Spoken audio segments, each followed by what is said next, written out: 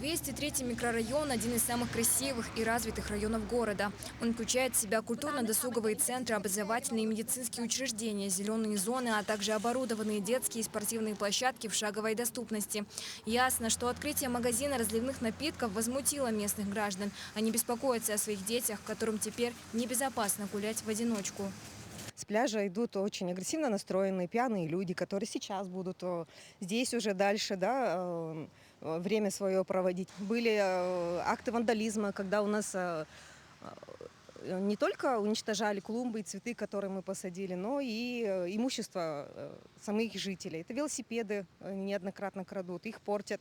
Это, конечно же, происходит под воздействием алкоголя. К слову, у нас в доме, прямо в подземном помещении, есть алкоточка, разливайка так называемая. Каждый вечер оттуда выходят пьяные люди, и у нас во дворе пьют прямо напротив играющих детей. Мы писали жалобу в прокуратуру, но все, что нам сказали, что это общепит, и они имеют право.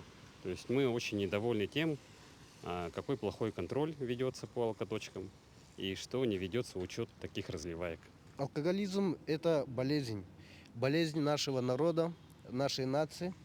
Очень много людей погибает по пьяни, очень много преступлений по пьяни. Все это видят наши дети.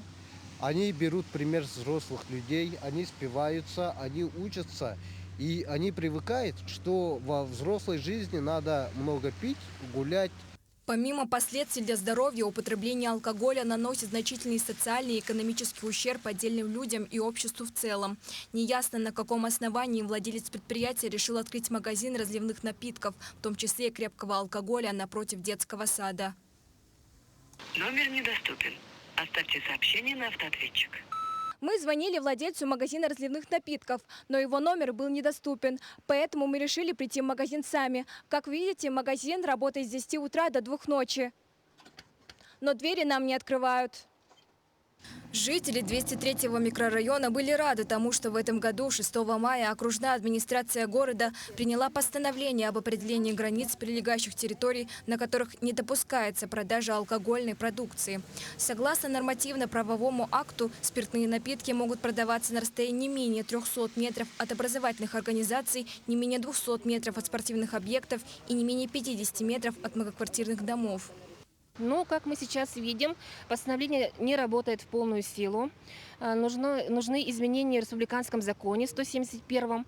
И поэтому мы обращаемся к нашим депутатам, народным депутатам, которых мы избирали, чтобы они быстрее приняли изменения в законодательство, потому что самостоятельно мы никак не можем бороться с теми лже-кафе, которые растут как грибы. Жители 203-го микрорайона выступают за уменьшение магазинов разливных напитков по всему городу. Им не хочется, чтобы дети теперь по пути в библиотеку или школу видели огромную вывеску со словом «пиво». Галатея Игнатьева, Семен Афанасьев, Якутск.